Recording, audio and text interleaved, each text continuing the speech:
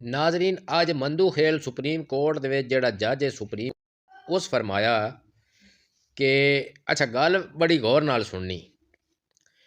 उन्हें फरमाया वे कि हाईजैक जहाज़ होया हाईजैक मार्शल ला दिता, लेकिन उदा भी केस जिहड़ा तुसी मिलिट्री कोर्ट च नहीं लाया तो इमरान खान दा तुसी केस क्यों लाया। ख्वाजा हारिस जिहड़ा हुकूमत की तरफों वकील किया गया उदी ते इन्हां दी आपस में बड़ी जिरा हुई और वो इस गल ते बजेद रहा। हुण अगे तारीख पा दी गई, उदी कार्रवाई दसांगे कि होया। मेरे कहण दा सिर्फ मकसद यह है कि मंदू खेल साहब फरमाया कि 35 साल मैनू हो गए, मैं भी हजे अपने आप को काबल नहीं समझदा कि मैं फैसला कर सकां। और उत्थे मिलिट्री कोर्ट केस कोई होर सुनदा ते फैसला कोई होर देंदा, मतलब फैसला अफीसर कमांडिंग देंदा। ये बयान किया वे मंदू खेल साहब और ये दो जज सन जिन्ना जिरा की और नाल ख्वाजा हारिस दे नाल उस कार्रवाई के बारे गल करांगे।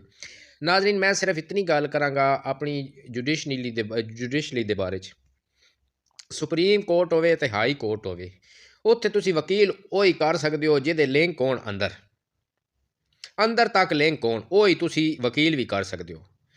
कचहरियां दा निज़ाम सन पता है कि साडे पाकिस्तान दे कचहरी दा निज़ाम क्या है। एक जट जिस टाइम कचहरी दे विच आउंदा ना तो उन्होंने आदे नहीं 500 रुपया दें टैग लै आना। हूँ उस बेचारे ये पता होंदा टैग क्या होंदा, वो 20 रुपए की गुंजी ला पैंदी, वो एक धागा होंदा फाइल दे विचों टप के ते टैग ला के ते वो पेपर दे विच वो फाइल चो पेपर दे नाल वो टैग लगदा, वो धागा इन्ना जिहा होंदा।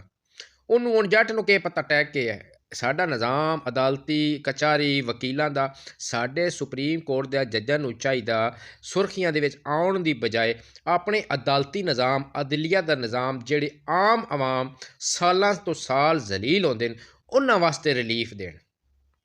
बाकी दहशत गर्दी दा तुसी मैनूं एक चीज़ दसो कि एक आम पब्लिक दे रोज़मर्रा दे घरेलू झगड़े होर चीज़ हैं और उस तो बाद मुल्की लैवल ते दुश्मनी करना एक होर चीज़ है। एक फौजी जाके बार्डर ते शहीद हो जावे अपने मुल्क की हिफाजत करने वास्ते और एक सियासतदान बह के मुका कर आवे बाहर बह के, फौजी इंज तक काम नहीं ना चलता भाई मुल्क का। और तुसी मैं दसो 15 साल 10-15 साल हो गए ने कोई अज तक सजाए मौत होया साड़ी अदलिया के कोलों 10-10 8-8 बंदे मार छड़ते हैं तो फिर भी जेल च पै ने केस भुगत रहे हैं, उन्होंने सजाए मौत नहीं होती पई बंदियां नूं। ओ जी 25 साल उम्र कैद वो तुसी किसी नूं के सज़ा देनी। नाज़रीन उस बारे विच भी उस सुप्रीम कोर्ट की जिहड़ी कार्रवाई हुई है वो भी तुहानूं तफसीली दसदे हां। चलो नाज़रीन चलते हैं अपनी रिपोर्ट की तरफ। मिलिट्री कोर्ट्स में शहरियों के ट्रायल से मुताल्लिक केस की समाअत के दौरान जजेस ने मुख्तलिफ सवालात उठाए।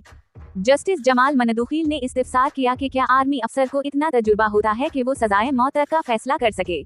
इन्होंने कहा कि अदालत को फौजी अदालतों के ट्रायल के तरीकाकार पर मुतमईन किया जाए। जस्टिस मुसर्रत हलाली ने ये नुक्ता उठाया कि फौजी अदालत में फैसला कौन लिखता है। इन्होंने कहा कि मेरे इल्म के मुताबिक केस कोई और सुनता है और सजा या जजा का फैसला कमांडिंग अफसर करता है, जो मुकदमा सुनने वाला नहीं होता। इस पर वजारत दिफा के वकील ख्वाजा हारिस ने वजाहत दी कि फैसले लिखने के लिए जज एडवोकेट जनरल जैक ब्रांच की मुआवनत ली जाती है। जस्टिस जमाल मनदुखील ने कहा कि इस शोबे में मेरे 34 साल के तजर्बे के बावजूद मैं मुकम्मल महारत का दावा नहीं करता, तो क्या एक अफसर इतना माहिर हो सकता है कि सजाए मौत जैसे संगीन फैसले कर सके।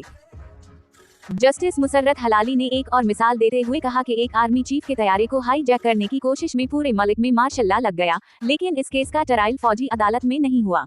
वकील ख्वाजा हारिस ने जवाब दिया कि हाईजैकिंग आर्मी एक्ट में दर्ज जुर्म नहीं है, इसलिए इस केस का फौजी अदालत में ट्रायल नहीं हो सकता था। 7 रुकनी आईनी बेंच ने केस की समाअत पियर तक मुलतवी कर दी।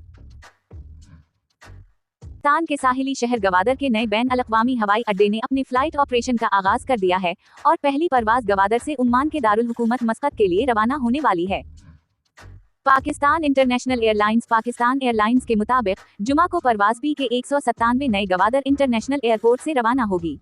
इस रूट पर इब्तिदाई टूर पर हफ्ते में 2 परवाजें चलाई जाएंगी, जिनके लिए 48 मुसाफिरों की गुंजाइश वाले ATR तैयारे इस्तेमाल किए जाएंगे। सिविल एविएशन अथॉरिटी CAA का कहना है कि मरहलावार परवाजों की तादाद में इजाफा किया जाएगा।